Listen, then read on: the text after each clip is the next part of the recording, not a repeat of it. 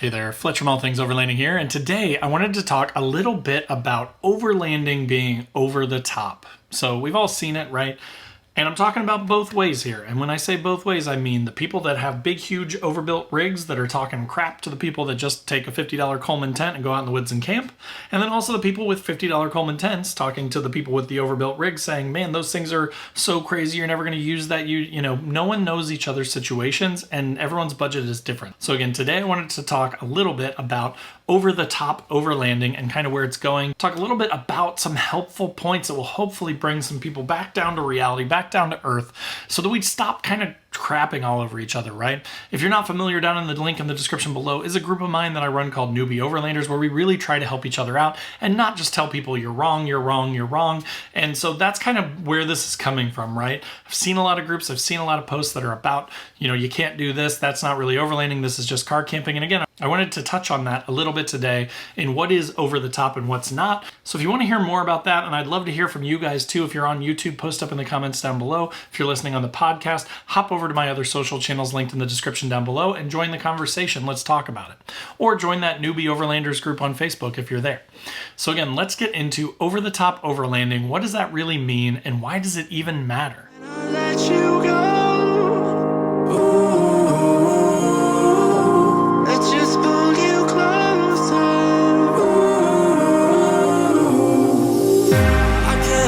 Where it came from, but you got it, my got it. It began in the land of the sandstorm. I fought it, though I wanted everything to do with what you give to me. Loosening my grip. So guys, today I'm talking about overlanding being over the top. And what I mean by that is it comes from everybody. It comes from all different budgets. It comes from all different walks of life. It's just in all the social media groups and all the forums and on all the comments of YouTube videos from other overlanding creators. People have kind of gotten out of control, right? So again, today I wanted to talk a little bit about a few topics related to that and kind of my opinions on it, right? These are my opinions. This is my YouTube channel. So if you are on YouTube, again, pop down into the comments, leave your thoughts below. Tell me whether you agree or disagree. If I missed something, I'd love to hear from you guys. Again, if you're on the podcast, down in the description below will be links to all my other social channels, and I'd love to have you guys over there as well talking about this kind of stuff with me because I'm trying to keep this real for all of us, right? I feel like as sort of an introduction here, I feel like a lot of overlanding YouTube creators or overlanding podcasters, people get these big budgets, they get these big heads, they get to a point where they start to make money off YouTube, myself included, where I want all the big things. I want the fancy trailers, I want, all the gear, and then those vehicle builds just become completely impossible for most of us, right? So I constantly try and reground myself in the thought that I am a 40-some-year-old dad of 2 boys and that I live in Indiana, which is not exactly the mecca of overlanding. And so I try and think about my build and real world uses for the things that are in my truck and whether it actually makes sense for the type of trips that I take. And I've done a lot of content about that. So again, if this is your first podcast that you're listening to or your first video that you're watching of mine on YouTube, welcome, first of all.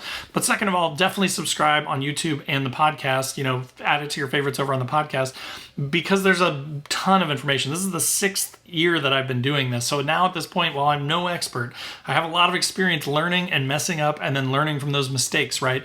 So I've talked about some of this stuff before, but this is an all new topic because it just keeps getting worse and worse. So I'm going to break this episode up into 3 different sections. Let me lay those out for you here so you know what you're getting into before you get too far into the episode. So the first part is going to be about setting realistic goals. Regardless of your budget, you need to set realistic, real-world goals based on what you want to do, what type of trips you want to take, that sort of thing. So we'll talk about that again from both sides and why it doesn't matter and whether you think it's too much or you think it's too little, but what's important to you and giving you some real-world tips on that and how to pick the right thing for yourself. Secondly, regardless of your budget, again, if you want something and it's just too expensive, or sometimes there are people that have big budgets and they want a thing, but they're like, that's a ridiculous price to pay for that. There's a lot of DIY modifications and or things that you can do to build up your rig or build up your gear set so that you can get to the places you want to go without having to pay that overland tax. So I'm going to talk a little bit about that and touch on some of my thoughts and some of the things that I've seen and or done to save on that stuff over the years. And then third, again, regardless of big, huge overlanding rig for, full-time travel or, weekend warrior type build, talking a little bit about avoiding being overbuilt, whether that's from a weight standpoint or too much gear standpoint, et cetera, et cetera. And then we'll kind of wrap this thing up with my kind of final thoughts. All right, so let's start with setting realistic goals and a realistic budget for yourself. Now, again, I want to also tie all of these topics into the overarching thought of, let's say that you are one of two people. I'm going to go to the ends of the spectrums here. So you are, a retired gentleman or lady in your 60s that has tons of money. Maybe you just sold your house. Maybe your kids moved out and you sold your house for $500,000 or $1 million or whatever, some large amount of money, and you want to travel the road full time. You want to go overlanding. You want to have some sort of a vehicle, maybe with a trailer, maybe without, doesn't really matter. You have now a portable house is what you're looking to get. All the way down to, someone like me that's like, hey, whenever I can get out and run to my local national forest or my local state park or whatever and go camping for a weekend, I'm going to do that thing, and I want to have as much of my gear in my vehicle as I can. Again, you have to set realistic vehicle budget ideas, right? Realistic budgets, realistic build ideas. So again, if you are on a forum, let's say, or a Facebook group, and you have an earth roamer, you can't come in there, you shouldn't come in there, in my opinion, and poop all over the people that are getting out there with hammocks and tents, right? The big thing and the overarching thing of this whole episode is going to be, we all kind of get set in this mindset where we're like, look, rooftop tent life is the only life, right? I've become accustomed to a rooftop tent. I'm mid-40s, so I've got a little bit of time yet, but when I'm in my 60s, I may not want to climb up a ladder.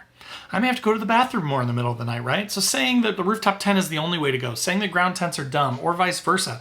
There's a lot of folks from the lower budget side coming in too and saying, you don't need a rooftop tent. Why would you ever pay 5 times as much for that as a Gazelle? It just doesn't make sense. Everyone's budgets are different. Everyone's needs are different. Everyone's desires for sleep are different.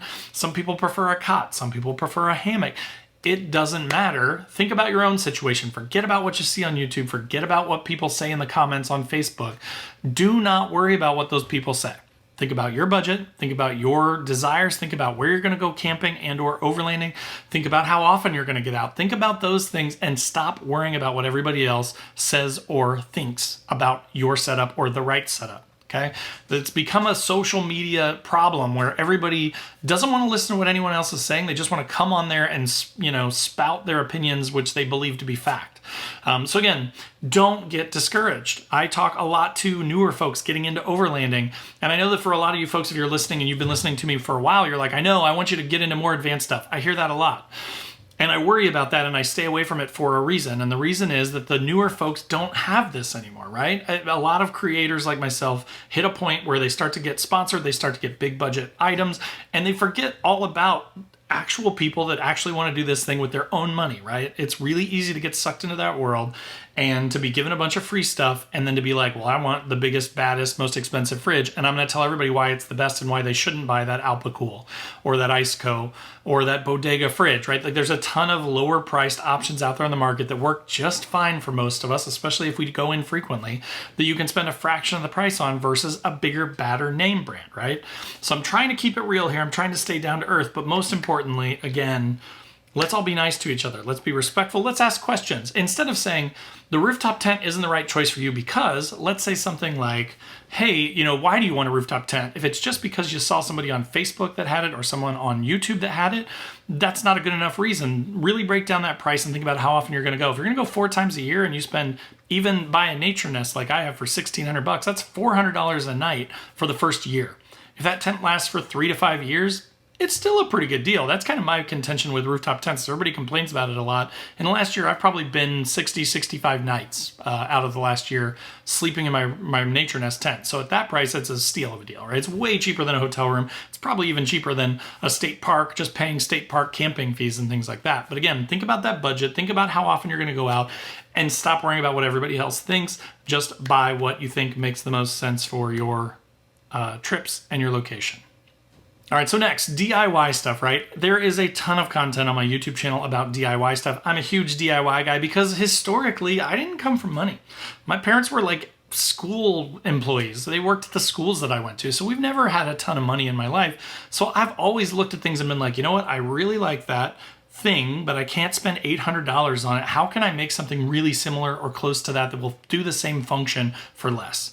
A good example of this, and I'll put a card if you're on YouTube up here in the corner, is I built a unistrut roof rack for my Xterra, which was my first overlanding vehicle that I ever owned. First vehicle I bought for overlanding. And you know, roof racks they're talking about basically like pulling up riv nuts out of the roof and potentially risking leaks, and you got to take the whole thing off and then you got to install. So the install was kind of problematic for me. The cost of them was prohibitive. I think they were like $1,200 to $1,500 for a roof rack for an Xterra. That's probably about the price for like a 4Runner, things like that. So for about $100, I bought some unistrut, bolted this stuff together, used some U-bolts, and I attached it to my stock roof. Was it a little tall? Yeah. Was it a little clunky looking? Sure. It was galvanized, so it didn't really rust or anything like that. I spray painted it black to give it an extra sheet of protection, right? But it solved a couple problems for me. It let me install an awning. It let me install a rooftop tent. I didn't have to pull up the riv nuts from the roof and risk leaking. I didn't have any of those problems that typically come with that kind of stuff. It saved me a bunch of money. And it got me out and camping, right? I learned a lot from that first rig. Would I do it again that way now? Maybe, maybe not, right? But again, don't let that sort of stuff stand in your way. If there are things that you want gear-wise, if there are vehicle modifications that you want, you know, I'll give you another good example from the Nissan world, but I'm sure it applies in all different makes and models. And that is inexpensive lifts, right? You always want to be careful. You don't want to buy things that are unsafe. You don't want to buy like just Chinese made, you know, junk off Amazon or anything like that, because a lot of that stuff is dangerous in a way, right? But like rough country lifts, everybody gives them a hard time. My first lift on my Xterra was a rough country spacer lift. It's a spacer puck of aluminum in the front, and it's an add-a-leaf in the rear, I think, or a longer shackle. It's a longer shackle in the rear. It was $150. Everything else I was looking at was between $1,500 and $3,000, and you're talking full shock replacement, spring replacement up front, leaf replacement in the back. Those are good things. Those are good products, right? And if you have the budget for it, absolutely do that. But also, there's nothing wrong with doing a spacer lift to fit bigger tires so you can go to more places. You're going to have things like coil bucket contact where, you know, the upper control arm is going to hit the top of that coil bucket in an IFS vehicle, an independent front suspension vehicle like an Xterra. So there are problems that come with it, right? But it let me do the job for a couple years until I could afford or found used options to buy like a used set of coilovers with 15,000 miles on them for half what they would have cost me new from Niztec. So again, there are options out there, and you don't have to just read into. You're going to post on a Facebook page, and you're going to say like, "Hey, should I get this rough country lift?" And the answer is going to be almost unequivocally, "No, no, no, no, no." And there's a reason for that. It's legitimate, right? That stuff isn't great quality, and it doesn't solve a lot of problems. So it is definitely a temporary Band-Aid, right? But again, if you're mostly just hitting forest service roads, if you're not flexing that thing out all the time, if you just want to fit bigger tires because you like how they look, why spend all that money to get a super fancy, expensive suspension system that you're not ever going to take off-road? Right? So again, there are do-it-yourself ways, there are budget ways to get the kind of gear that you want to allow you to take the kind of trips that you want, but look at it, set realistic goals for yourself, and then try and find ways to save money by doing do-it-yourself stuff or finding budget price stuff. I get a lot of questions too, and this will be the final piece of this sort of DIY budget section, about where did you get this, or where did you get that, or how did you afford that? One of the biggest things that I did when I had my Xterra, and I was super, I mean, this was, 6 years ago. I was super on a budget. It was like kind of like a funny thing that I was just trying to do. I'd never really done it before, is looking for used stuff on Facebook Marketplace or on eBay or something like that. I found a ton of stuff. I got basically my full suspension. I found a kid in the nearby Ohio, it was like 2 hours away from me, who had bought an entire General Springs heavy-duty leaf pack for the rear of an Xterra, and then he sold his Xterra. It was literally still had the tape on it and the shipping information and everything. He never even installed these things, and I got them for about half price from this kid. He got some stuff out of his garage. I got something for a great deal. And then I upgraded my suspension, right? So unless it's a mechanical failure type thing, if it's something that you can wait on, keep your eyes open and watch those places, because there are a ton of deals that pop up. Same with forums and things like that. So again, regardless of what make or model you've got, watch your local forums, watch your places where people sell stuff, and look for deals and know what you're looking for so you can jump on them when they pop up. All right, so third, let's talk about avoiding being overbuilt. And again, this is regardless of budget, right? You could have I will say it with full transparency here that from a weight standpoint, my current truck is overbuilt. I've probably got 900 to 1100 pounds worth of weight in the back of my truck, and my payload is about 1,050 pounds. So I'm right there. I'm really close, if not over, on my payload. So you want to avoid that because it's going to reduce your gas mileage. It's going to reduce the safety from a braking distance standpoint because it's going to take longer to get stopped. So I'm working to remedy that. I've got parabolic leaf springs for the rear from All Dogs Off-Road that should help with that. I just have to get around to installing them. Plus all my stuff's new, so like it hasn't been a huge concern. But think about that stuff. Think about how much stuff's going to weigh. Think about how much room it's going to take up. Overbuilt could mean, that you've got just too much gear. Maybe you've got a shower, you've got a diesel heater, you've got a water tank, you've got a water purifier, you've got, you know what I mean? And again, if you need that stuff, there's nothing wrong with it. This is not a let's crap on the rich or let's crap on the poor, right? That is what I'm trying to avoid with this whole thing, is say we all need to stop arguing with each other about what's right or the only way for people to do things, right? But we do need to avoid overbuilding our rigs from a weight standpoint, from a wasteful standpoint, which is my biggest thing. I am more guilty of having a bunch of gear in my rig that I think I'm going to use, and then after a season of going camping, I get back and I go, I never used that. I never used that bug zapper thing that I have for the summer, or I never used my awning, or whatever. Think through the gear. Think through the type of trips you want to take. Think through your priorities too, right? And I've done several episodes on prioritizing like your needs for overlanding. So go back and look at all the old podcast episodes or the old YouTube episodes and you'll find that. But like there are a ton of priorities that we need to think about when we are talking about building our rig so we don't get overbuilt. All right, so to kind of wrap this up, again, if you're new to this, I try and keep these about 15 to 20 minutes so that you can listen to them on a commute or something. A lot of these podcasts are an hour, 2 hours, 3 hours long, just really, really long. I want to get it as informational, as helpful as possible for you guys. So again, if you're listening on the podcast and you appreciate that, hit the favorite button, hit the like button, leave a review. Let me know your feelings, your comments, whatever channel you're listening on. If you're on YouTube, drop a like, hit that subscribe button, click the bell to be notified when new videos drop because I do a couple every week. But to wrap this thing up, the conclusion here is that we all are trying to share a passion, right? That's what overlanding is about. It's not about being right. It's not about convincing, the folks with a lower budget or with less needs that can only go a few times a year that they need to spend a bunch of money on pricey gear. It's not about the people with the pricey stuff, the really nice stuff, crapping all over them and saying that they suck and that they don't need that stuff. And I bet it's never left the pavement, right? There's just no reason for that. Can't we just all be better to each other, right? We all share this passion for overlanding, dispersed camping, exploring, getting out and seeing nature. That's what it's really about. That's what I love about in-person meetups. When you go somewhere and you spend time, and I typically want to be solo or with a very small group, but sometimes I will jump into like my local indie overlanders, things, and there's 30, 40 people there. But you can go there and see a 1996 Tacoma that's all built out and crazy and cool. And you can see a bunch of new Forerunners that are on 35s, 33s, and they all look super cool, and they've got all the bumpers and the fancy Morimoto headlights and all that stuff. And then you can see people like me with my old Xterra, where I basically like built a thing out of Unistrut and like got a used tent and did all this stuff. And then you see people with ground tents. And again, it shouldn't be, in my opinion, about judgment. That's the last thing it should be about. It's like car culture, right? Which I'm a car guy through and through. I started in fast car stuff. I did autocross and that sort of thing. And then I moved into off-roading and overlanding. And it's another passion of mine. But they're very similar in that it's very easy to get toxic and to get negative about that stuff. And I just want you guys to know, one, that I will always be here for you as a creator that is going to try and make content that appeals to everybody, right? That doesn't exclude anyone. And two, that I'm budget minded and I will always be budget minded, even as my gear improves and stuff. And in some cases, I do think that it is worth spending a little extra money to get a nicer piece of gear that's going to last you longer or that's going to solve more problems than that cheaper piece of gear. I'm learning that lesson. But I'm also not ever going to get to the point where I'm like a professional overlander, going through other countries and stuff like that, because that's just not my thing. I like that I have a normal life and that I get to do overlanding as much as possible. I love it and I want to do it. And I want to keep sharing with you guys and getting you guys into the hobby. So again, I hope that was helpful for you. If you're on YouTube, drop a comment, drop a like. If you're on the podcast, hit favorites, throw it in your favorites, leave a 5-star review if you can. If you feel good about that, that'd be great. If you're on YouTube, there is a new thing down below this video called Join, which is basically kind of like YouTube subscriptions, kind of like a Patreon type of thing.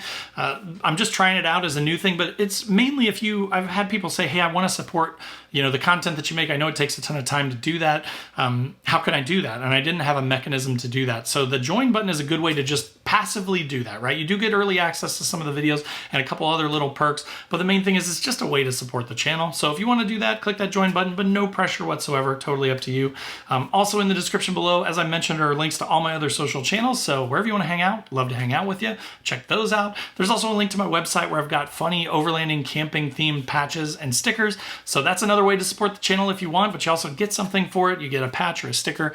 Check that out. And then last but not least, there is a link to Patreon, which is another option where we've got a 24/7 Discord. We do a couple trips a year. So that's a way to support the podcast too if you want to be a little bit more hands-on. And then there's the Newbie Overlanders group, which I've mentioned a couple times in this podcast. Totally free to join. Tons of awesome members on Facebook, different from the big groups because you're not going to get bullied for asking questions. People are nice there. It's awesome. So again, thanks so much for watching. Thanks for listening, and we'll see you next time.